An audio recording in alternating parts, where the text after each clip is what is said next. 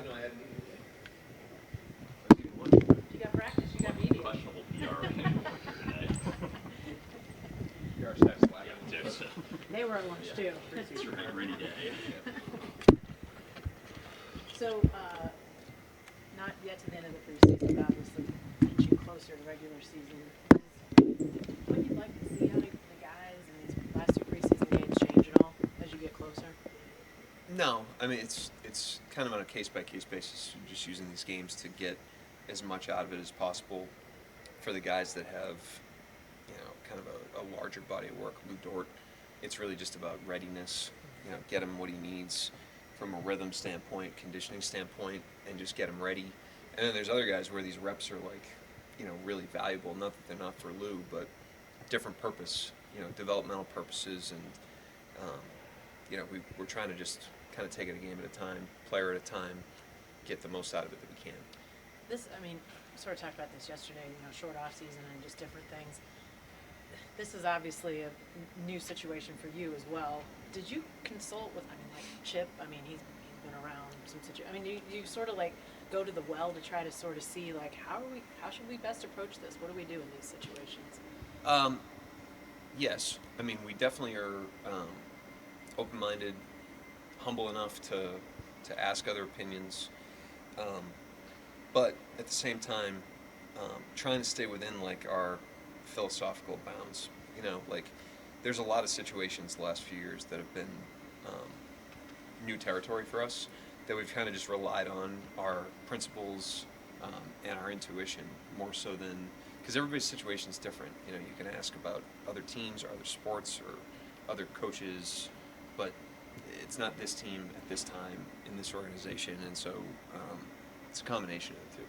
And I assume, like you say, with like a guy like Lou or Shea or whoever, a lot of just conversations with them. What do they need, when they need it, that sort of thing? Yeah, certainly in the preseason. Right. They're so experienced, and they understand how to pace themselves into a season in a way that ramps them up and has them ready from the jump. They've always performed well right away, but also that it doesn't overcook it. And so every guy's different. What every guy needs is different. But those guys, them, Caruso, Hart, they're pretty self-regulated at this point, and so a lot of it is like you said, collaborative, and I do way more listening than talking in those situations.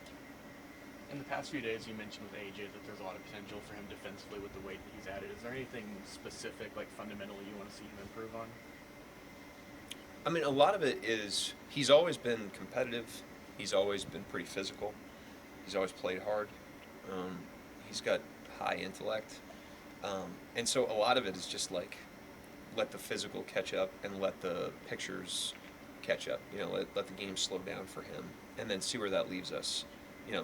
When that happens, I'm sure there'll be something that he needs to continue to improve on, but we don't really know what that is yet. But when a guy has the capacity physically, which he does, and the competitiveness and the hard playing, consistency, the intellect, when you get the ingredients like he has, sometimes you just got to wait it out and let the reps catch up. And it seems to have already started. I was really impressed with him the other night in Indiana. He had a great play at the rim. He had a back tip.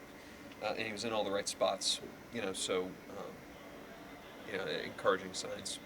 As someone who really has a focus and emphasis on defense, or when you look back in your past, were there any teams or even players that you look at and go, hey, those are some of the things I'd like our team to have as we go throughout the season and maybe adapt to, just because, hey, that can really help this team out even now, whether it's now or 20 years ago?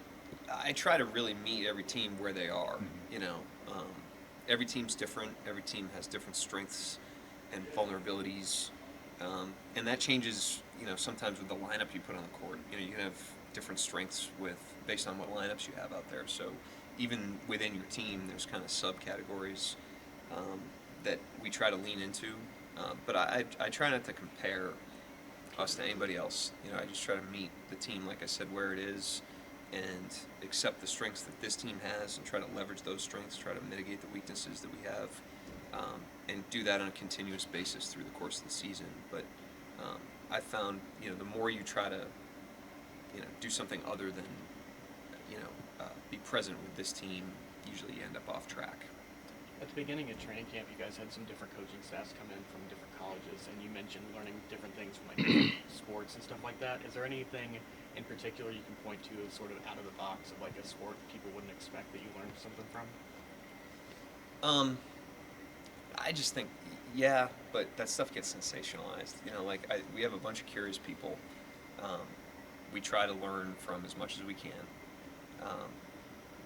We encourage everybody to learn from as much as they can, and then bring they add to your experiences, and everyone's just trying to bring their experiences to the table to try to solve today's problems with today's team to that point, and that's what we try to do. But I'm not going to get into, because it becomes bigger than what it really is, in my opinion. Mark, championship teams sometimes break apart for different reasons. I mean, obviously not one size fits all, but you've got such a core, so young, looks like they could stay together for a long time. And one of the things that breaks up teams sometimes is just like vibe and sort of conflict and stuff like that. I don't get the sense from this team that that's an issue, but sort of what's your feeling just about, they don't have to be best friends, but how just that has sort of enabled this team to maybe elevate and maybe will help it continue to elevate?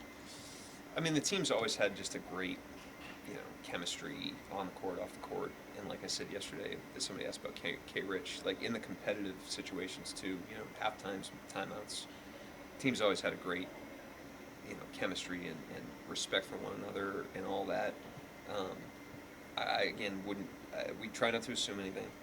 I think you can find there's always like a boogeyman in the closet that you can think of. And we try to deal with what's right in front of us.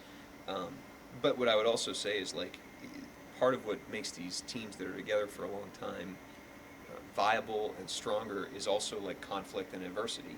Like we've had conflict and adversity inside our walls, and that's not the worst thing for teams, and that's not the worst thing relationally. That's how you grow as you go through. We have 18 human beings and then staff and a large organization. Like that's very normal. Think about your Thanksgiving table. Like that's not. I'm sure that's not all. Collaboration.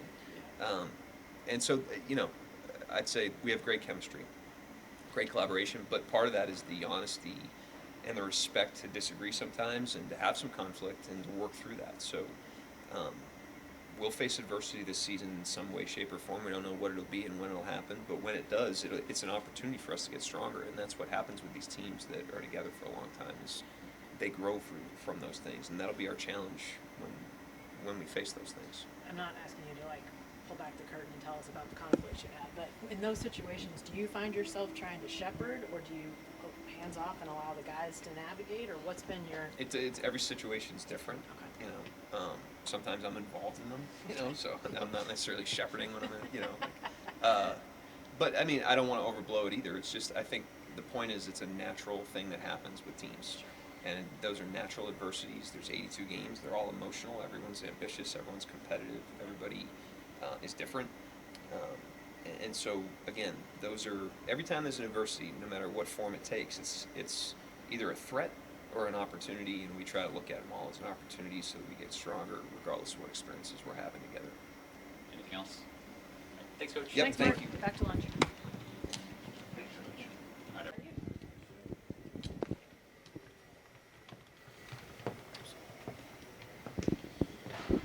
So a couple weeks into camp, how are you feeling just about progress, getting ready for the year, just all that?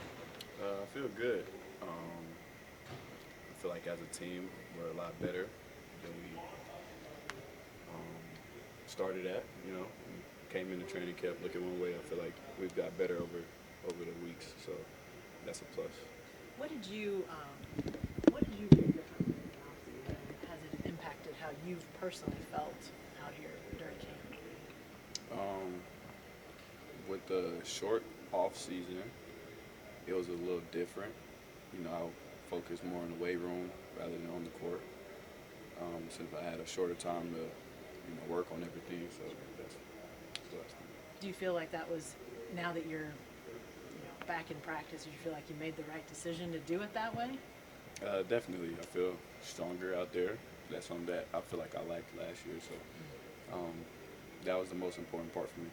What's some of the biggest things that you think you will be able to take from last year and those experiences that are going to help you as you head into the start of this year?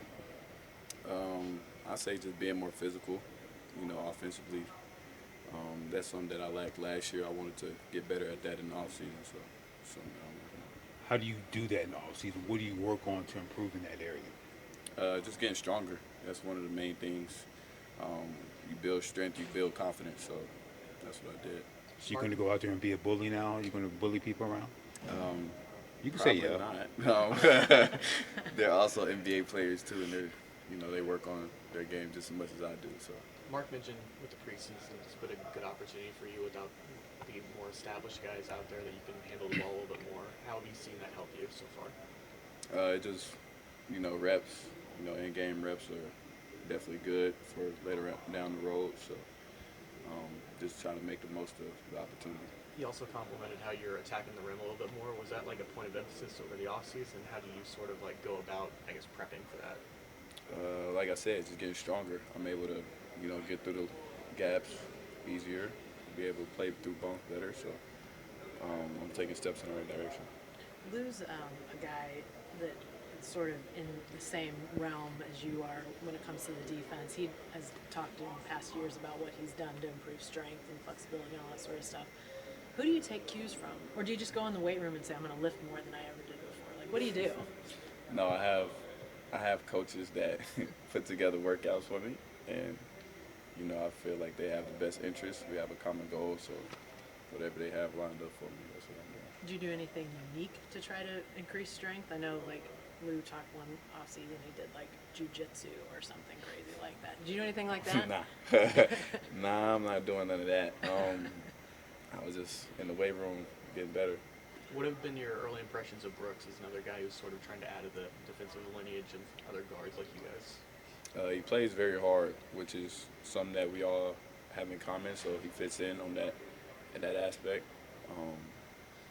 And he's a rookie, so he still makes mistakes, but he's going 100 miles per hour at it, so he's doing pretty good.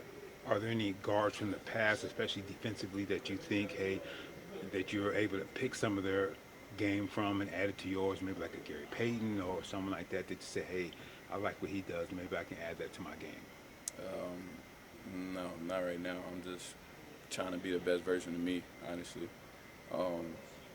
Just trying to see what I can achieve them all.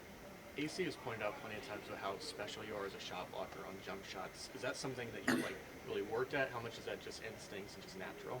It's all natural instinct. I mean, you can tell when somebody wants to shoot the ball. There's a lot of signs that go into it, so I just beat them to it. I think a lot of people see the roster that you guys are bringing back, and it's essentially what it was a year ago. But obviously, teams change year to year. How have you noticed this being a different team this year than it was a year ago?